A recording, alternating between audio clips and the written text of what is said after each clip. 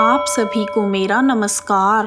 पितृपक्ष में गीता का 7वां अध्याय तथा उसका महात्म्य सुनने से पितृदेव प्रसन्न होते हैं तथा मोक्ष की प्राप्ति होती है। आइए शुरू करते हैं भगवत गीता के 7वें अध्याय का महात्म्य।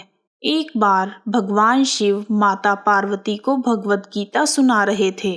भगवान शिव ने कहा, हे पार्वती, अब मैं तुम्हें गीता के 7वें अध्याय का महात्म्य बताता हूँ, जिसे सुनकर कानों में अमृत रस घुल जाता है।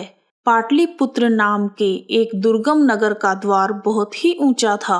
उस नगर में शंकुकरण नाम का एक ब्राह्मण रहता था। उसने वैश्यवृत्ति का आश्रय लेकर बहुत अधिक धन अर्जित कर लिया, परंतु वह पूजा पाठ में विश्वास नहीं करता था। वह ना तो पितरों के लिए तर्पण करता और ना ही देवी देवताओं का पूजन करता था।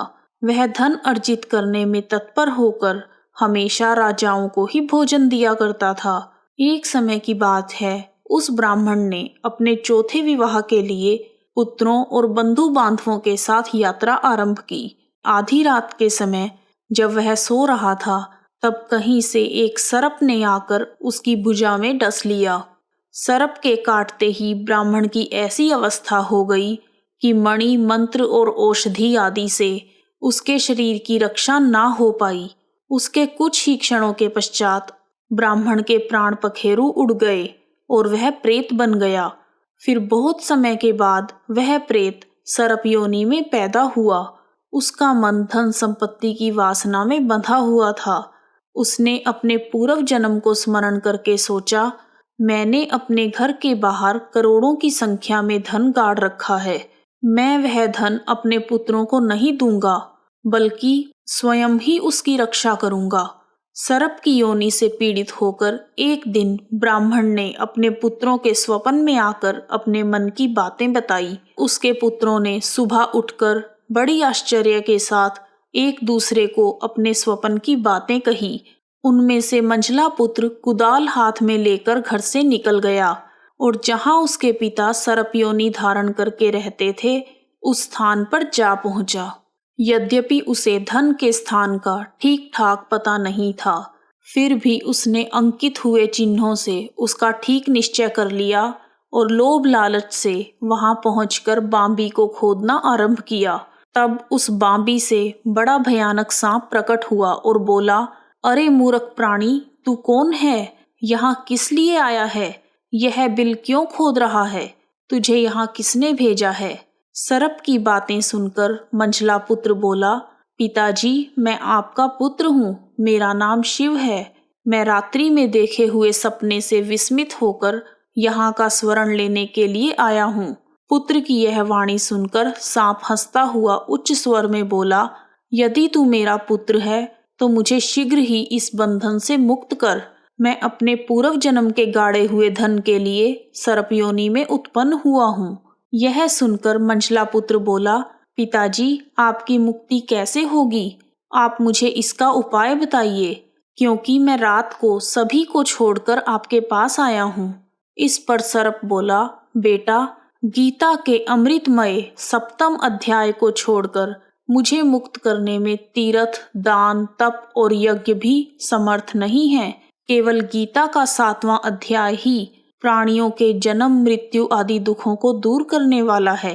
पुत्र शिव, तुम मेरे श्राद्ध के दिन गीता के 7वें अध्याय का पाठ करवाकर ब्राह्मणों को श्रद्धा पूर्वक भोजन करवाओ।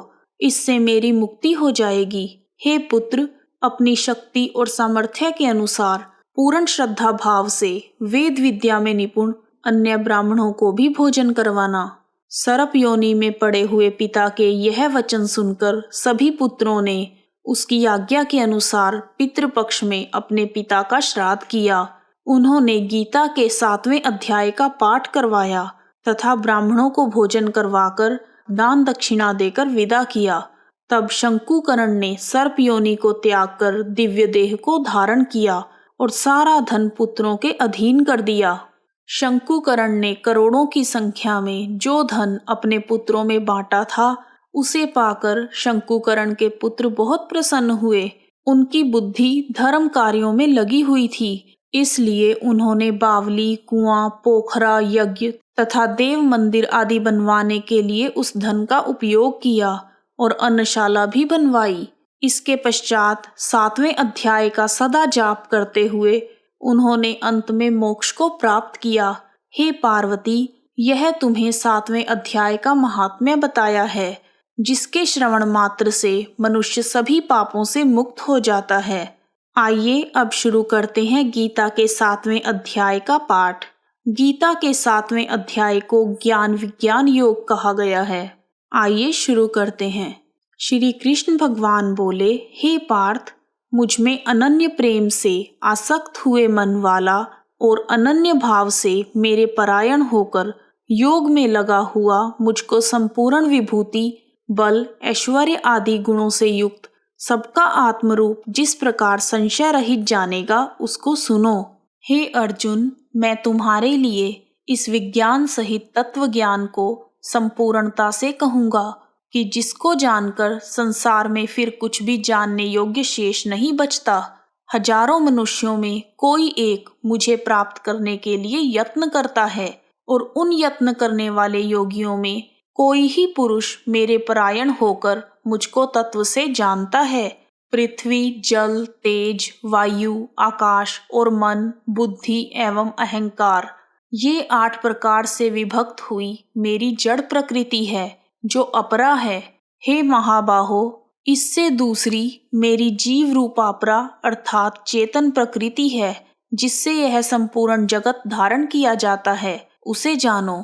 हे अर्जुन, तुम ऐसा समझो कि संपूर्ण भूत इन दोनों प्रकृतियों परा और अपरा से उत्पन्न होने वाले हैं और मैं संपूर्ण जगत की उत्पत्ति तथा प्रलय रूप हूँ, अर्थात संपूर्ण जगत का मूल कारण हूँ।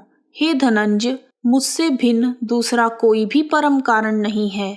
यह संपूर्ण जगत एक सूत्र में मणियों के सदृश मुझ में गुंथा हुआ है। हे अर्जुन, मैं जल में रस हूँ, मैं ही सूर्य हूँ और मैं ही चंद्र हूँ। संपूर्ण वेदों में प्रणव मैं ही हूँ। आकाश में शब्द और पुरुषों में पुरुषत्व मैं हूँ। मैं पृथ्वी में पवित्र गंध और अग्नि में तेज हूँ। मैं ही जीवन का आधार हूँ तथा तपस्वियों का तप भी मैं ही हूँ। हे अर्जुन, तुम संपूर्ण भूतों का सनातन बीज यानी कारण मुझे ही जान लो। मैं बुद्धिमानों की बुद्धि और तेजस्वियों का तेज हूँ। हे भरत श्रेष्ठ, आसक्ति और कामनाओं से रहित बलवानों का बल अर्थात सामर्थ्य मैं हूँ और सब भूतों में धर्म के अनुकूल अर्थात शास्त्र के अनुकूल काम मैं हूँ। जो भी सत्वगुण, रजोगुण तथा तमोगुण से उत्पन्न होने वाले भाव हैं, उन सभी भावों के उत्पन्न होने का कारण तुम मुझे ही जानो, परंतु वास्तव में उनमें मैं और वे मुझ में नहीं हैं। गुणों के कार्य रूप सात्विक, राजसिक और तामसिक, इन तीनों प्रकार के भावों से यह सारा संसार मोहित हो रहा है। इसलिए इन तीनों गुणों से परे मुझ अविनाशी को वह तत्व से नहीं जानता। यह अलौकिक अर्थात अति अद्भुत त्रिगुणमयी मेरी माया बड़ी दुस्तर है, परंतु जो पुरुष केवल मुझको ही निरंतर भजते हैं, वह इस माया का उल्लंघन कर जाते हैं अर्थात इस संसार से तर जाते हैं।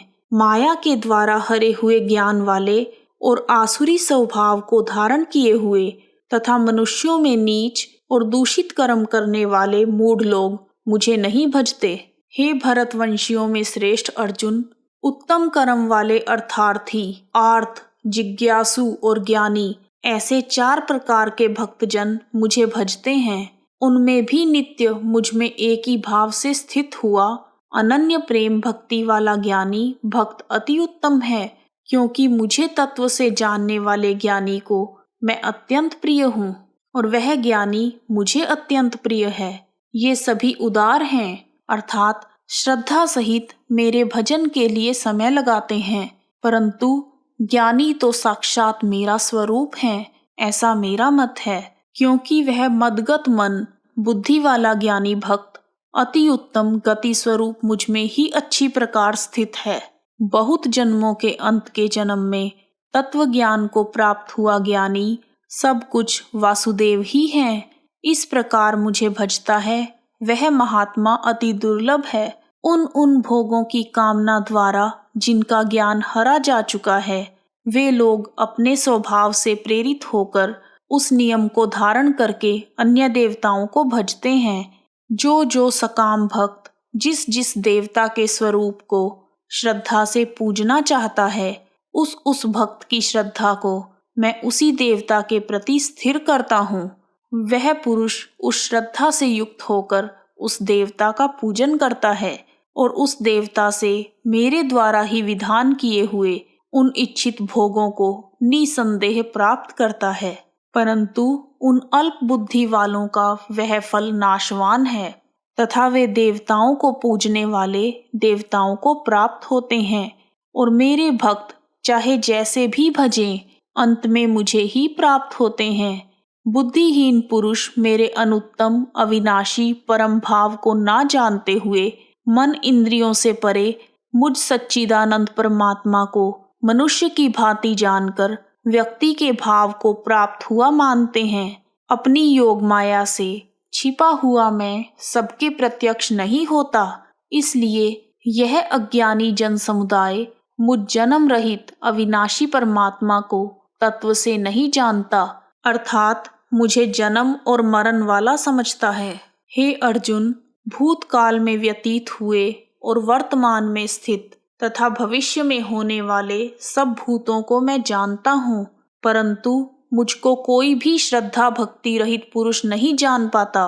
हे कुंती पुत्र अर्जुन, संसार में इच्छा और द्वेष से उत्पन्न हुए सुख दुख आदि द्वंद्व रूप मोह से संपूर्ण प्राणी अति अज्ञानता को प्राप्त हो रहे हैं। निष्काम भाव से श्रेष्ठ कर्मों का आचरण करने वाले जिन पुरुषों का पाप नष्ट हो गया है, वे ईर्ष्या द्वेष द्वंद्व रूप मोह से मुक्त और दृढ़ निश्चय वाले पुरुष मुझको भजते हैं। जो मेरे शरण होकर जन्म और मरण से छूटने के लिए यत्न करते हैं, वह व्यक्ति उस ब्रह्म को तथा संपूर्ण आध्यात्म को और संपूर्ण कर्म को जानते हैं।